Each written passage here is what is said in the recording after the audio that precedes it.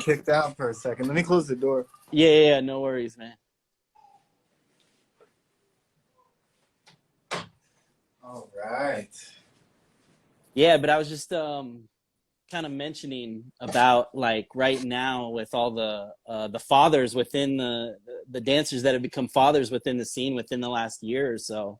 Um, Obviously with like John and Random and the videos that they've been posting together and stuff. So it's just cool, man. It's cool to see like everybody kind of going to another level of their life, including you.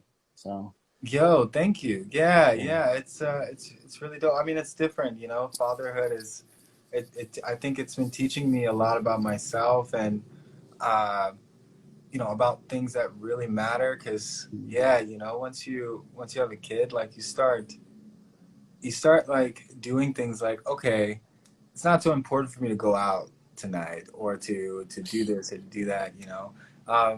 And the most important thing is like building for my family and just hmm ensure that like they're safe. And yeah. yeah, that's the main focus. Of course, like my art practice and dancing, but just always trying to find ways how to build the community and uh, do my part, as an artist. So Yeah, no, and I've seen that too, man. I think part of it was I was watching your topic Monday with J Smooth. I mean, I yeah. couldn't see you guys. Obviously, it was just an audio kind of thing, but it was just cool, man. It was cool to learn more about you, and obviously, we've interacted so much over the years with Step by Step and being able to cover your journey, just in different facets. And I just, yeah, I feel honored, man, to like be a part of that journey, and with Yaya and a bunch of other dancers. But yeah, just with that topic Monday, I learned so much more about you, and being from Southern California, I could like relate to a lot of certain things, like Yeah. I wasn't in the rave scene, but I always knew about it. And like, being in high school in the late 90s, early 2000s, like Mhm. that was the place where dancers were getting down. And Yeah. that's just like maybe a different thing that people don't necessarily always know Hmm. about you, or even about the roots of how this community and this dance has just been able to grow from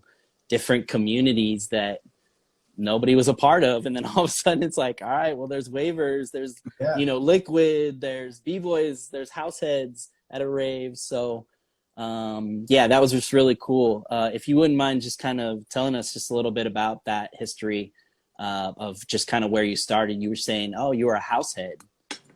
Yeah. So when I started I was introduced to dancing through the rave scene. That was like a, Okay. a friend of mine actually gave me a flyer in high school, and it was on my 18th birthday. So that was the first time I went uh, to the rave. But I never saw dance like that. Like, they used to dance in high school. I used to see people dancing in my neighborhood and stuff like that. But never did I see people. Oh, it's all good, Superman. I I didn't all see good it. right now. Yeah. Oh. Yeah, but I never saw dance like in a setting like this, and Yeah.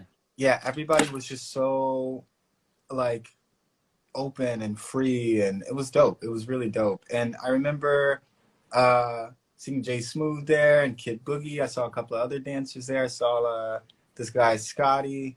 Okay. Um, yeah, like What year would you know, you say this was? I think.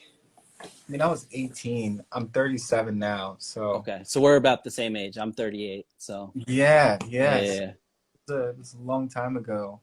And I remember, you know, after the rave, I remember I went back home and I got on my knees and I asked God if this was my calling to move people in my life yeah, and to direct me. And I remember like right after that, it was just a burst of motivation and I was practicing like every day, like super hard, like 8 hours a day. It yeah. was like a job for me. Awesome, man. Yeah. Um, and I just started meeting people. I met Tabo. I met Johnny Five. Johnny Five actually introduced me to Tabo. Uh, Hey. Yeah. and after that, I met Bob and Andre. I met Flat Top. I met, uh, Kid Boogie, Jay Smooth, and started to really like learn more about these people and learn more about the dance. Yeah. And And you that were was my coming from the IE, right? Like you were out in Riverside, yeah, Inland yeah. Empire. Okay. Yeah. I was in Riverside. I Sure. was actually in Moreno Valley, so I was Okay. carpooling a lot. And Tabo was a father figure to me at that time. He was literally like, um, he would pick me up, drop me off at a club or a rave in LA, and then Mhm. sometimes he'd come back and pick me up. He was really Wow. helping support uh, me in the dance because he knew how much I loved it, but he also knew that Yeah. I didn't have much at that time. I didn't have money. I was very, um, financially, I wasn't stable. I was really like struggling a lot. And yeah, I had a big drive, and I still do, but my drive was huge. It was more important for me to just be out and learn and experience and dance, and Yeah. like the growth from that, I feel like was even faster because I had such a big drive for it. So I tell Right. people too, like some people dance because they like it, and I dance because it was my only way of expressing when I was younger. I feel like a Wow. lot of Okay. people dance because it's a privilege. They have the ability to just do it. But Yeah. when I was starting dancing, that was the only thing that I had. And that was the only way that my voice could be heard because I was a really quiet kid too when I was young. Okay. So that was my way of being able to express my voice and actually speak what I felt emotionally. And now Wow. I still use that catalyst in that way. I still use dance as a way for me to express my creativity, my mental, um, things that is going on, my happiness, everything. And for me, dance is a very good way of like expressing without words. Was there anything up to that point that you were really passionate about? I mean, like you said, you were a little bit shy. Um, and I think all of us, high school's, it's difficult, man. And it Yeah. was not necessarily as difficult as it is today because, like, the, generation we grew up in, like, Yeah. man, it was just like life was just a blessing and we didn't have social media. And it was just kind of like the forefront of like Napster and SoulSeek and, a lot of these discoveries. So there was a lot of discovery, I think, is kind of what I'm hearing you say. There's a lot of discovery of people being able to support you to take you to a rave or a club or Hmm. whereas like now the discovery is like instant and Yeah. instant. And that experience of even just being in the car for on the 91, Yeah. or on the 60 and just being able to have a conversation with somebody. We Mhm. take that for granted, man. I think like we really do. But was there anything that like you were passionate about that helped add to your dance? Like within that, was it sports? Was it animation? Was it just any type of hobby? So yeah, I mean, I used to skate when I was younger. I used to play basketball. I used to sing. I used to draw. Sing. Slim Love Boogie the singer. Yeah, when I was younger, yeah. Like when I was like, you know, during high school and like before that, when I was like in my maybe 12, 13 to like 17, I was singing, yeah. Okay. But I feel like what all of it did was, I mean, and we can use anything as an inspiration, and I learned how to kind of trigger those things and filter them. Like there might be sometimes where I will watch a person walking and I might find some inspiration to add to my dance, or even like Yeah.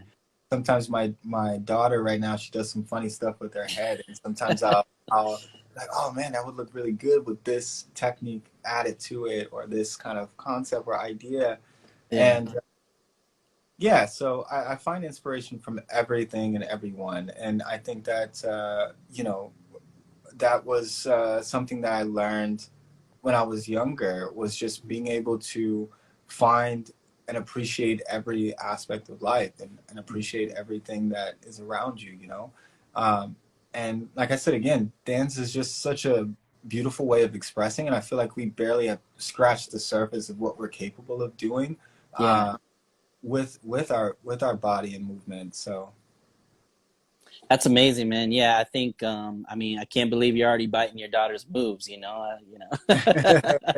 No, it is. It's one of those things where just, you know, gathering inspiration. Like I said, for me, I hadn't been to the raves, but I always knew there was like this one B-boy in the school who could do the dope windmills or the head spins. And, you know, I'd hear people, oh yeah, I went to this party or something. And again, for Southern California, it was different, man. And back in that time, it was just such a unique opportunity. So Yeah. as you started to like attend these raves, just kind of going off what you were talking about with J Smooth, what like transitioned you into learning more about the different styles, maybe popping, strutting, animation, bopping? Like, what was that transition from, okay, I'm attending these things, to, man, I really just want to take this on as my, you know, a new skin? You mean like like as far as style choices, like when like my Yeah. Yeah. okay. What really spoke to you? Cause it Mm, seemed like you said, you were kind of a house head and you kind of knew all these different groups. I know you guys were talking about like how there were, you know, different, you know, New York house, Chicago house, mhm. California house. But, when you saw Jay Smooth, when you saw Johnny Five and all these people, was there something that just kind of clicked and you're like, I love this type of style? Mm. Yeah, definitely. So the first style that I was introduced to was house, and then after I met Johnny Five, and then it was popping, um, and then I got really deep in popping, learned about the electric boogaloo style popping, Mhm. and then I met Tabo, and Tabo introduced me to animation. Um, and from there, I started to like do more research, learn more about the culture and the background behind it, because there's a lot of things that I feel like get overlooked culturally as far as dances. You know, like Mm. the reason why this move is this way, or the reason why this style is this way, where it comes from. Yeah. Uh, so I started to learn a lot about that, and yeah, and then I was mainly claiming myself as an animation dancer because I felt like that was something that was more relevant to what my style was. Hmm. Uh, but later on, I started to learn, um, or I started to have a very different approach at how I label certain things. So. Um, I won't tell people that I am a popper, but I will tell them that I do popping. I'm not Okay. going to tell people that I'm an animation dancer, but I will tell them that I can do animation or tutting or waving Hey. like Okay. that. Because Yeah. as soon as you categorize, for me, and this is personally, but as soon as you put yourself in that box, you can't get out of that box. And I don't want to be boxed up into like a style specific, like Slim is a popper, but then when I do something that's different than popping, it Right. kind of has people, you know, feeling a little bit weird because it's like, oh, wait a minute, I thought he was a popper. How? Why is he doing this? You know, Yeah. or Yeah. Yeah. the boogaloo dancer. Why is he? You know, so I really wanted to also expand more with how I approach dance. So that's another reason why I stopped categorizing myself because I really love like dance hall and traditional like dances. I really like Oh, okay. you know contemporary. You know, I really love like all styles of dance, and I feel like there's so much to learn through these styles that you can apply to your body. And I feel like I needed to see that, and I needed to do that because now I feel like with my dance, I can move in a different way and feel my body in a different way, and it can all reflect like my inspirations. That's everything, right? But Right. if I am just only a popper, I feel like I won't be able to fully express that in different ways. If I enter a popping battle, I will do popping though. Right. But if Right. Right. I have to make sure that like what I do is specific to where I put myself. But if it's just me dancing in my house or showcase or performing or whatever, um, I will literally categorize myself as a painting because I want to be able Mm. to show that to the world. I want to be able to be that picture that everyone's looking at, and everyone has a different meaning to that picture. But I know Yeah. what the picture means to me. So Like an open canvas. You just come there exactly. and just whatever the music, being able to connect with it. And I think I saw something about being like a visual musician or something on your page. Mhm. Let me see if I can find it on here. It's a musical technician, like Yeah, artistic mentor, so physical movement illustrator, like yeah, exactly what you're talking about. Just being the absolutely. painter and just whatever comes in that time because you're just in that moment, Hmm. and it could be different the next moment. And you just can't recreate that. Obviously, with choreography, yeah, you can, but even Hmm. within doing choreography again, you might find some type of way that you're like, wow, that was really unique way to showcase that. Even though I've done this, this Hmm. many times, so Hmm. that's Yeah, awesome, man. yeah. And I feel like we all have. Every day is different, and every day you feel different. And I feel Yeah, like to suppress those emotions to like a specific thing that you do all the time is not really allowing yourself to grow. At least for me. So I will like dance different tomorrow than I will the next day. It's just kind of inevitable. But then you'll have those days where you feel the same all like for 5 days. But I feel like really embracing who you are as a person is important for growth. And like I remember I would practice like doing pops only, yeah, and yeah. after a while you get tired of doing that over and over again. Drilling, yeah, just Yeah. drilling, and yeah, If you just do a little tweak to it and kind of like, okay, instead of me popping at this strength, maybe I can limit it to a little bit less. And then what does that feel like? Or maybe I can slow that down and really like feel the muscle instead of me just going through the muscle. So like when I start doing those things, it helps with those days that are different because it yeah, helps me because I know like, oh, right now I'm a little bit tired or I don't feel like moving really quickly, but I can right, move slow and still have a progressive practice. yeah. Um, so that's why I feel like it's important to embrace every moment. So you talked about different styles that you kind of add in or that you've gained over the years. Are these something that you've taken classes or you've trained with people like contemporary dance hall? Because man, like honestly, again, just looking over like the landscape of being able to capture you over years, man, it's just like just it's your style, but there's just so many like it's like Baskin Robbins, man. It's like 31 flavors within, like it's just incredible to see. So over that portion of when you were really just inspired by all these dancers and learning and drilling, um, did you start like taking other classes or did you train in other styles? Absolutely. So I did. I did start taking classes from different dancers that I really liked, and also started to reach out to people that I felt were like, um, and like even the young generation. And I feel like this is something that we don't do very often is as adults, sometimes we don't want to reach out to the youth to take classes or to ask for private lessons and things like that. Because of the ego and things like that. But Mm. for me, it doesn't. I know that the stuff that I know, maybe you might not know, but there's things you know that I don't know. So Yeah, if I yeah, asked you, it's important because that's helping me to grow and understand more about myself. Especially when there's things that you are not capable of doing. Like I can't do crumps, so that's why I hit up Outrage. Like, hey, yeah, I'm gonna take private classes with you. yeah. Shout out to I hit Outrage, up man. Yeah, and I hit up Intricate recently to talk about doing some cutting classes with him, and he was like, "Yo, Slim, no, let's do this, let's do that, and let's do that." And Wow. I will reach out to people that I feel like are amazing artists, and it's not. It's a different reason. Like I feel like people take classes to learn moves. I don't take classes for moves. I take it for the mind to understand like how it Mm, works.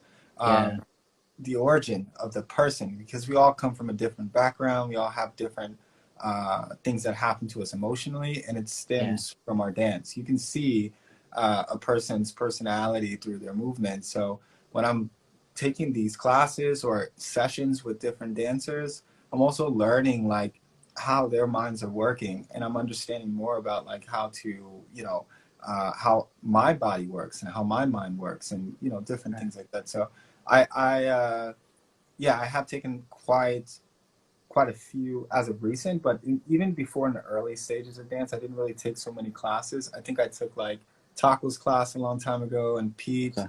Um, I think I took a class with Hugo. I took a class with Sam. Like it was like a big class. Right. Um, but other than that, like in earlier, that wasn't really happening very often, just because there wasn't so many people that I felt like uh, I was even ready for in myself to take on that information. So really Okay. later that I started to actually reach out to more people with things that I felt I wasn't good at and wanted Yeah. to learn more about it. Yeah. That's amazing, man. Yeah, again, like just being able to, even right now, man, I mean, just it says a lot about you. And again, none of us are above each other. You know, we're all kind of on the same path. We bleed the same blood. And we're all trying to get to, you know, some goal, and being able to reach out to those people like Intricate. And Intricate's been, man, he's been killing it, man. I remember being just up at Johnny Five's, the other Johnny Five turfing Yeah. event, and Intricate, man, just killing it, and Outrage has just been everywhere, you know, like Yeah. he's just inspiring so many people. So that's really like awesome of you, just in the accomplishments that you've achieved in your life, and how much you inspire so many other people that you would reach out and want to grow in these certain styles for yourself, because Mm. obviously you want to raise up to another level. So Mm. Absolutely. Yeah. yeah. So as far as like your first battle, like whether it was just like thrown into a cipher into the dogs, like, yo, we got to get this, what was like that first experience? Because I love asking dancers that question, because it reveals a lot about that moment, and that's something you can look back on, because we all do, like it could be scary, it could be exciting. I always go back and tell people one of my first was getting smoked by J Boogie in Vegas at a club, you know. Mm. But we became such good friends, and he's one of my favorite dancers to watch, Yeah. because of all the different styles and just how much fun he has. So Mm. was there a moment that you remember, this is my first cipher or my first battle? Uh, yeah. So the first like official battle was at this GCS. It was like a shoe store, skate shop, or something like that, a long time ago in Pomona. Okay. And I battled this guy Art. I remember that was the first battle I entered. That was the first battle I won, actually. And I wasn't nervous. I was more like excited than anything else. And actually, like I think I was dancing for 2 years when I entered the first Yeah. battle. And I remember telling Tabot was trying to get me to enter earlier. Like I was a year popping, and he was like, "Yeah, you should enter battles." And I was like, "Nah, I'm not ready yet," you know. So I Yeah. really didn't do it until I felt comfortable with myself. And once I went out, and I guess that might be from playing video games. So what I would do in video games, I don't know if you play video games or RPGs, or maybe there's people in here that Back do. in the day, Final Fantasy, man. Yeah. We talking So you like remember PlayStation playing, 1, PlayStation 2. Yeah. yeah. So you remember playing like Final Fantasy, and then what you would do is like you'd have to level up. So you would just run Yeah. through the same field over and over again just to get to that level so you can move on. So what I Right. would do is like I would do that in my gaming where I wouldn't go to another level until I felt like I was so strong that everybody else was just extremely weak and one hit it, you know. Um, Okay. so maybe that mindset also translates to like my first time battling, where I didn't want to enter until I felt completely comfortable with my body moving and like putting my arm in that position, and it felt comfortable for me, you know, because Mm-hmm. when you first start dancing, there's a lot of uncomfortable feelings with your body, you know, Yeah. especially when like you're just not used to moving in that way. So I wanted to make sure that I was comfortable with what I was able to do at that time. And the results were really cool. And I wasn't nervous. It felt like very comfortable the first time. I don't think there was any battle that I was ever nervous. Mm. Um, I would always have like, you know, I would be very anxious, but not nervous, not like fearful or scared or anything yet. Okay. Was there anyone that like within like just inspirations that you had or people that you had seen that you're just like, wow, I can't believe I got to get down with this dancer. Or I got to meet, you know, this person. Yeah. Actually, and I don't think this video is up, but actually, Pete was one of the judges for this big Chinese event, and it was myself, Green Tech, and a couple other people, and we had won the crew battle, and the people that win the crew battle get to battle the judges. So we were able to battle the judges, and me and Pete we battled, and Pete was one of the first people that I ever saw dancing from the Electric Boogaloo's, and you know, like huge, really famous artists. So that was a very memorable moment, even though it wasn't for like any prize or anything like that. But it was just dope to share that stage with him and to feel like his presence in that battle setting. But yeah. So, but other than that, I feel like everyone's a threat. Everyone is dope. Everyone is like, you know, capable of winning or losing. I feel like there's really no way of saying like this person beats everybody, because that person can have a bad day or that person not feel good. And you know, I guess I don't want to put people in that situation, but I want people to always be on their best when we do dance together, because that's the best results, you know, for your growth. And yeah, so you know, when I approach battles or competitions, I try to be very what is it, like like I want them to do well, so I keep trying to like get them pumped up and like be respectful and not encouragement, support. Exactly. Yeah.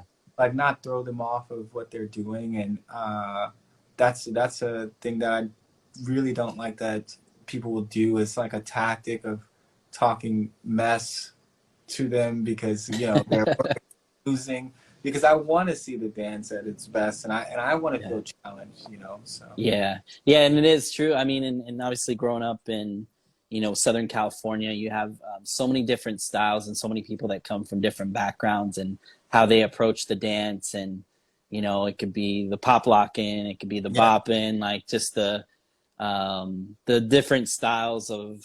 It's just cool. It's cool to see how much influence California from the Diego to the Bay kind of like has just been these different pockets. Like obviously growing up in Moreno Valley compared to like me growing up in Escondido.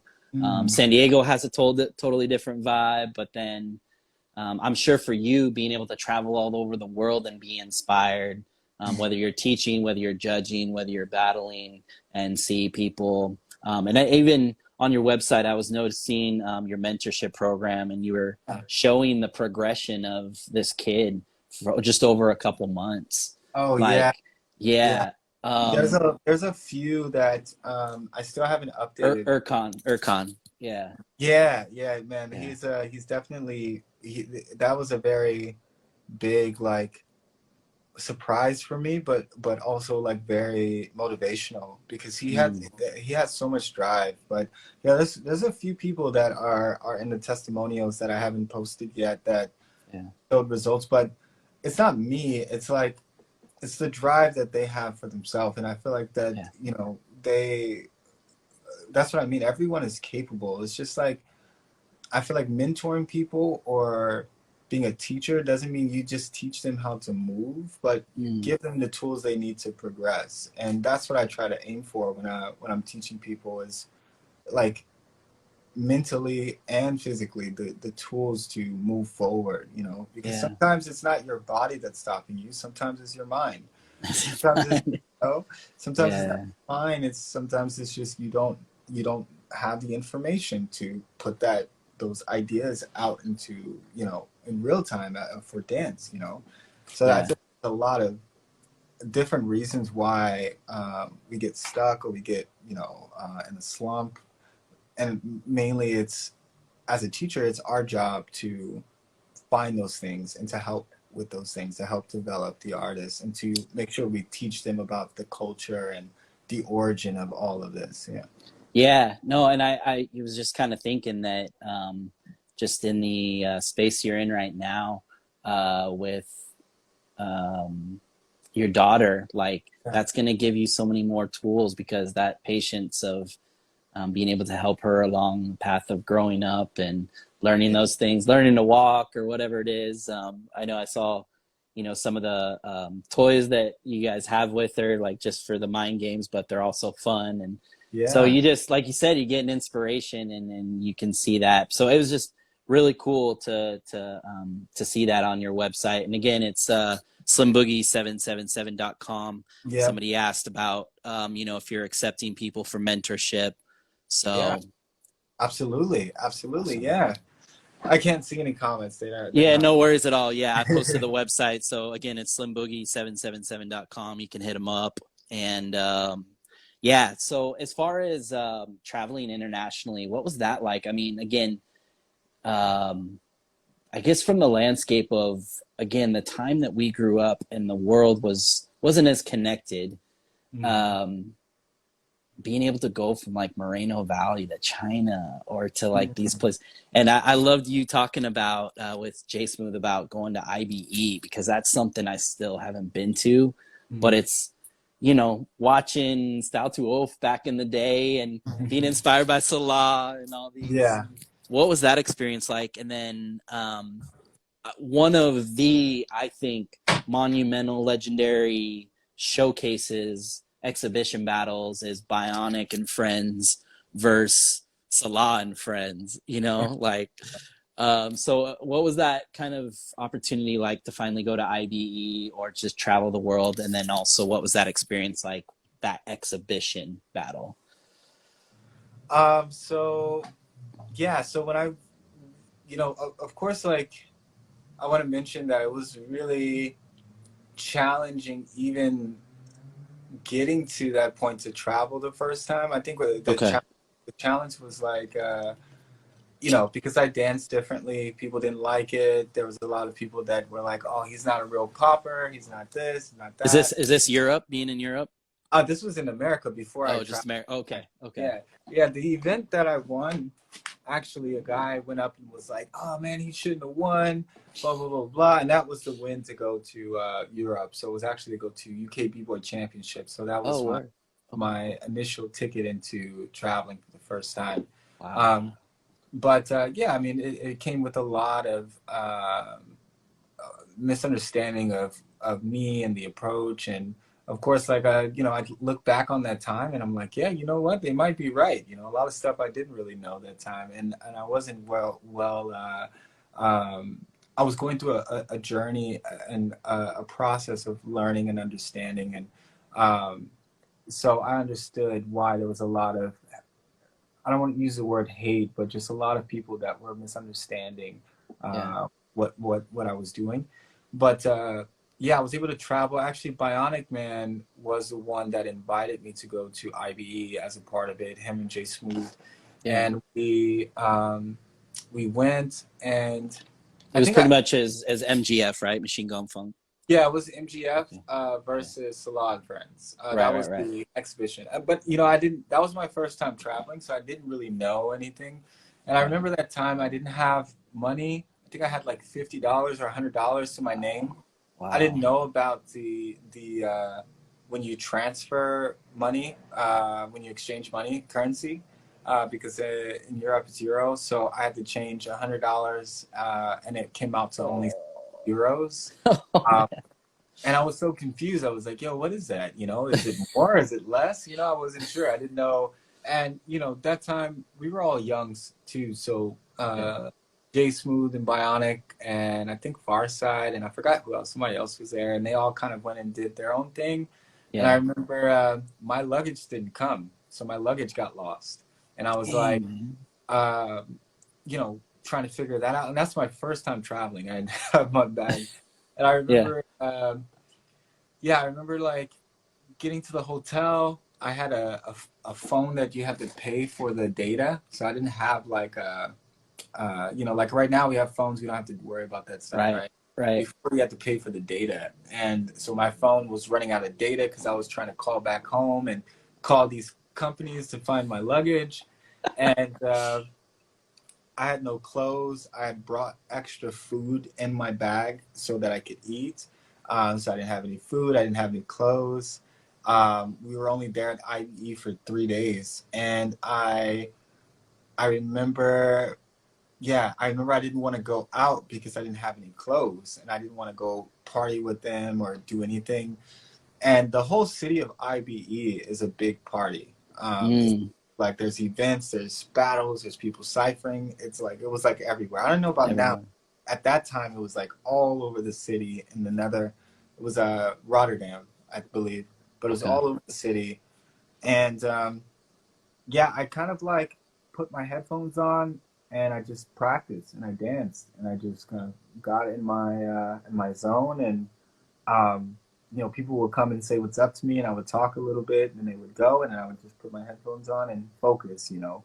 Yeah. Um, and I remember, you know, trying to hold it together because I felt so out of place. I felt like I wasn't included because I didn't have cool clothes. I didn't have, you know, uh, money. I didn't have anything, you know. So Mm, I felt like I was already in a battle with myself to focus on this competition, to focus on what my goal was. And I remember when the day came for the competition, my luggage came in the morning, and I had my clothes, and the battle was getting ready to start in a couple of hours. And I just, again, got my clothes, put my headphones on, went in the corner, and JJ came up. He was like, yo, we're going to battle now. And I'm like, okay, okay. And I go on stage.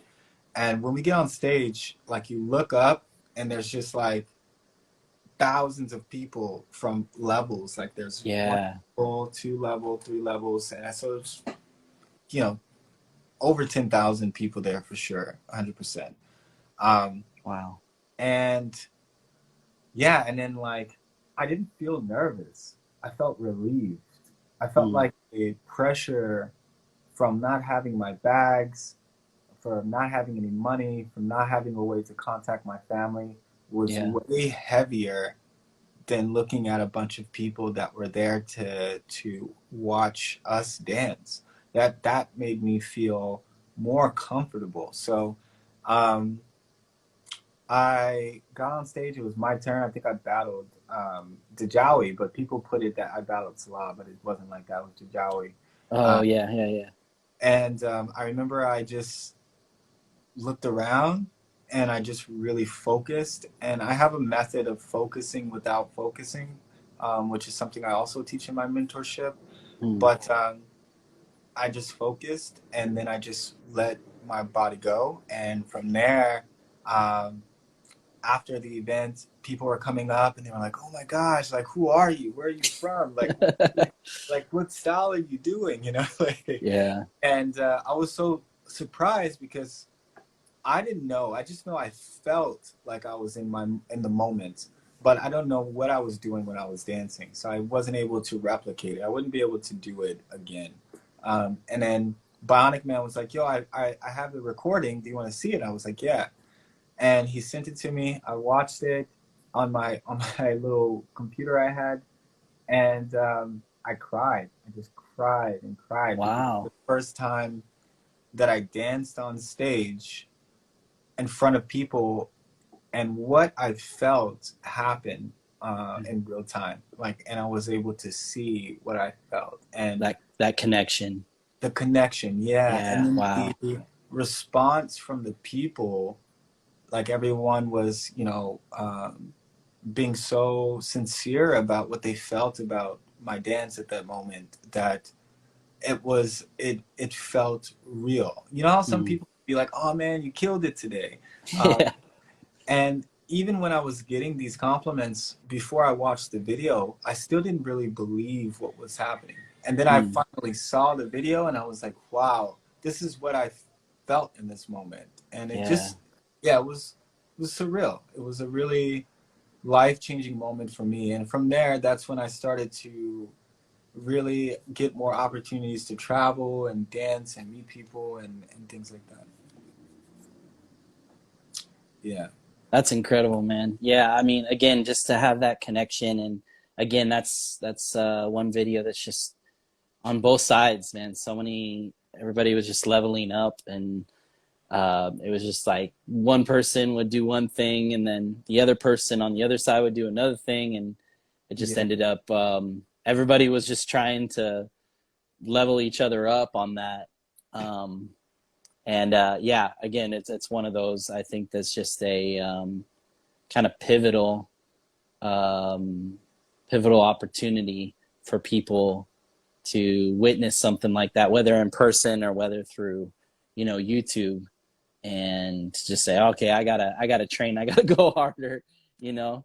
So Yeah. yeah, even my boy Slinky from Salt Lake, he said, dude, I'm a b-boy and I got so inspired by your rounds at IBE, so I Yeah. incorporate it in my dance. So yeah, it's cool to Thank you. yeah, man, Slinky's real.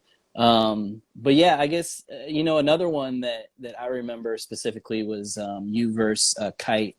I want to say it was like 2015 or 2016. I can't remember if it was like Japan or China, but you guys just you went rounds, man, and it was so fun. Like it wasn't.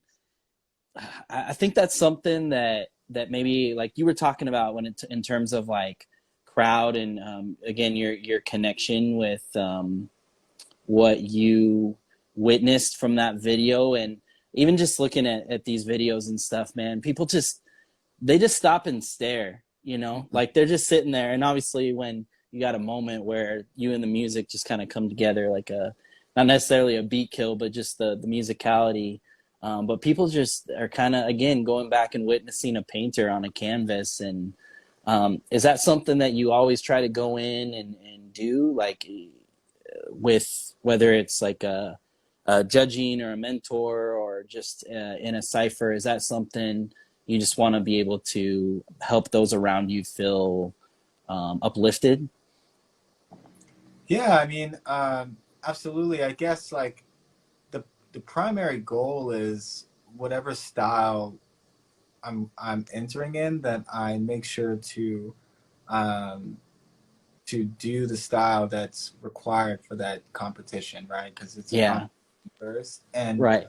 uh, but on top of that, trying to be authentically me, and approach it in the way that that I move. Or I mean, there's a lot of things that add on top of it, from the kind of music that's playing to the vibe and energy. Um, and I feel like it's impossible to not be you unless you just don't love yourself. And that's another Mm. reason why dance is so beautiful, because it kind of gives you an insight of who you really are and starts to teach you how to love yourself. And it will show when you dance. Right. Um, so I think people, when they watch me dance, I feel like they see not like skill, because I ask people sometimes, like, what is it that you might like about my dance, and sometimes it's hard for people to even describe what it is. Yeah. And I feel like it's the same. Like when I first saw Pop and Pete, I had no idea what he was doing at all. I just liked it. Yeah. And as I got older, I started to watch him dance, and now I can understand what he's doing on a higher level, Yeah. and I can appreciate the difficulty behind it, and I can see his personality in it. Before, I could only just see Pop and Pete. I couldn't see the skill, the dedication, the time, right?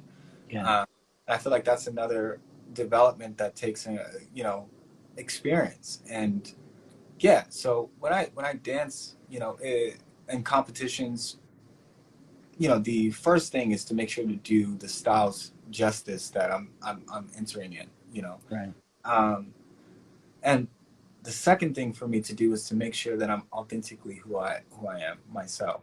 Yeah. And making that balance. The crowd is very important too, because it gives so much energy. So, sometimes people do things that kind of go like over people's heads. So it's trying to find that balance to make sure that what I'm doing isn't so much just I like it.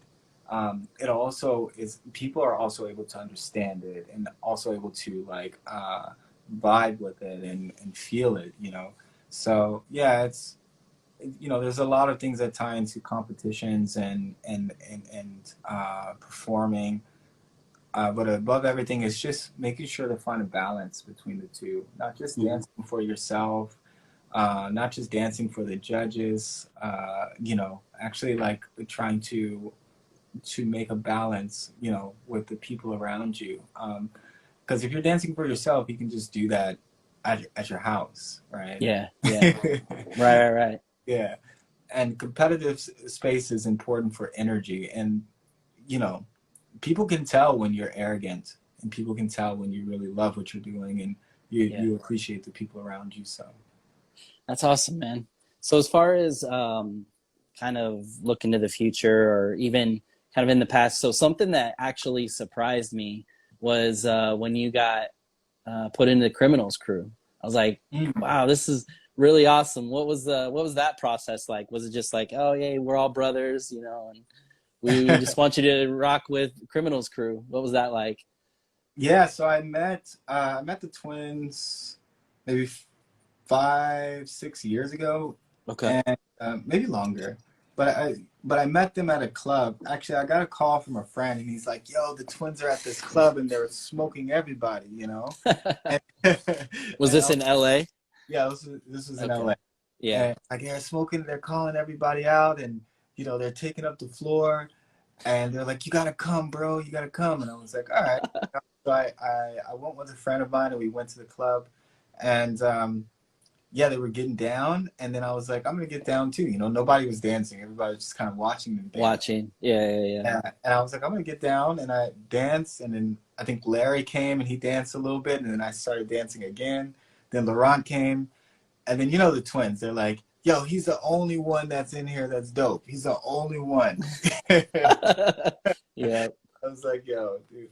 But then after I talked with Laurent some years later. I think it was at Fusion Concept, and he was like, "I really want to get you in this music video and this and this, or this movie."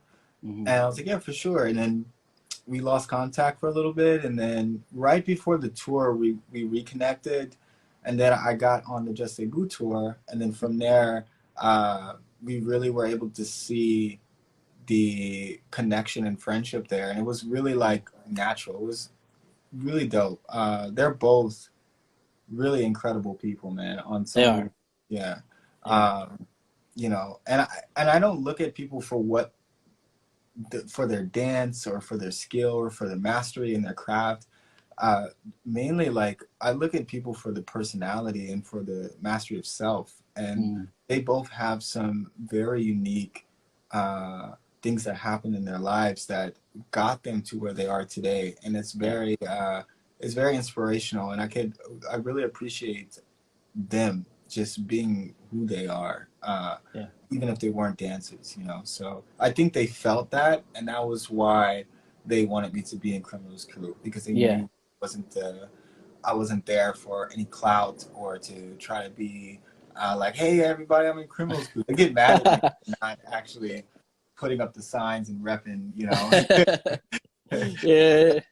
But yeah, I'm not in it for those reasons. I'm in it because I feel like they're genuine people and they're really good people. So yeah. Was it like you had to go rounds with like all the cats, or was it just kind of like, oh, you're in it? Not necessarily. I think that, like, Laurent and Larry both, like, we sat down together, all three of us, and they invited me on, and they talked with the whole crew before that, and it was something that I feel like everybody agreed on, and and then they got me in, and we had some sessions and got down and stuff with the rest of the crew, and it was a pretty chill process. I didn't have to go through go to Paris, like in the middle of Paris, and having to do rounds with all Criminalz crew. And which I'm sure it will occur at some point. We're all getting down, but it wasn't necessarily like that. Well, I mean, having interviewed them so much over the years, and that's something I've tried to do, and we at Step by Step try to do, is really try to do these interviews that give a little bit more information about where they come from and their family, and what really drives them, so that people can get a different perception of, who they are, because they've got big personalities, man.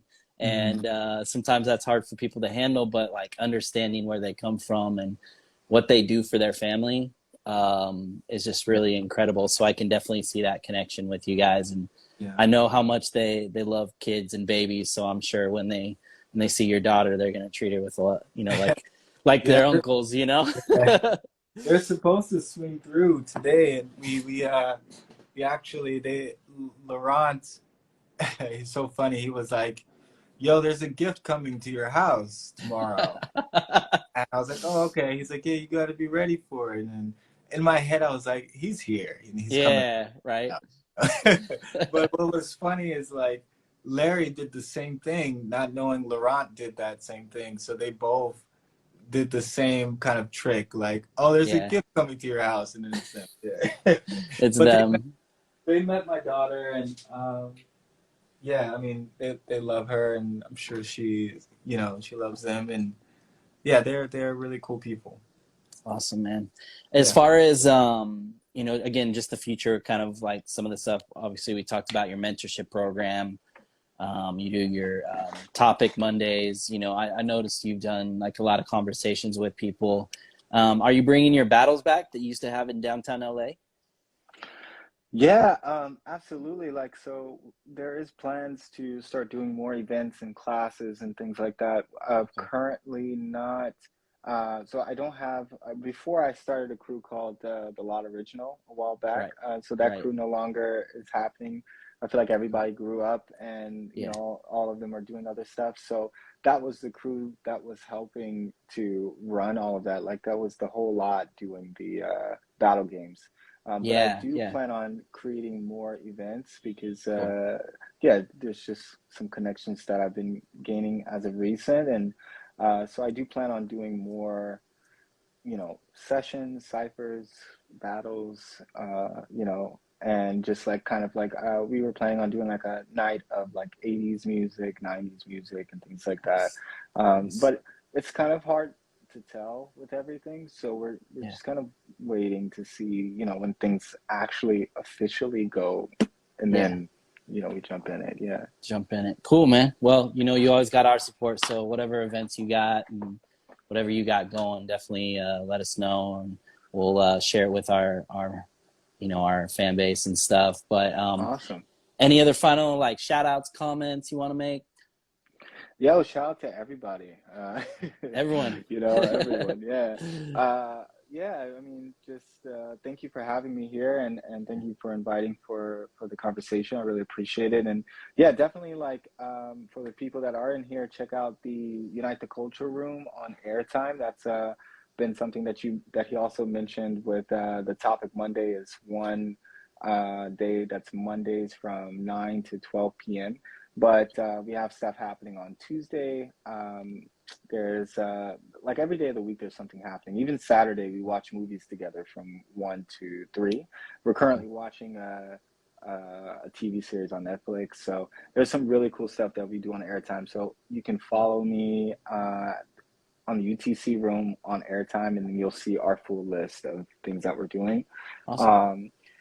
And yeah, also, shout out to, the people that are helping with that. Jay Smooth is a big primary source of the Airtime app. And we have like, Superman was in here. I can't see comments, but there's a bunch of us that are all doing something on the Airtime app. And we would love to have you Yeah. also come in and do something in the I'd future be as down, well, man. Yeah, I'd be Yeah, down. That's the first I've heard of it. I've kind of heard of the app, but like I yeah. said, I have you on our subscribe list on YouTube, and I just jumped on one day. I was like, man, this is dope, man. Like just a lot of, again, like the connection of Southern California and just Yeah, how our ages, and just a special time for those kind of people, for those people, growing up with that yeah, culture. So absolutely. yeah. Absolutely.